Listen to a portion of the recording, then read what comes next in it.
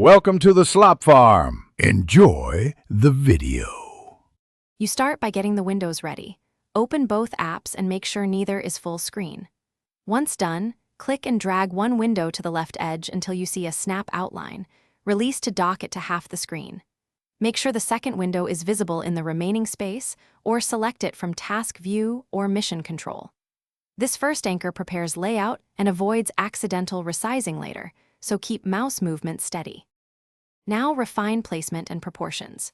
You can grab the divider between windows and drag to change width, or use keyboard shortcuts, Win plus left or right on Windows, or Control plus Command arrows on Mac OS for precise snapping.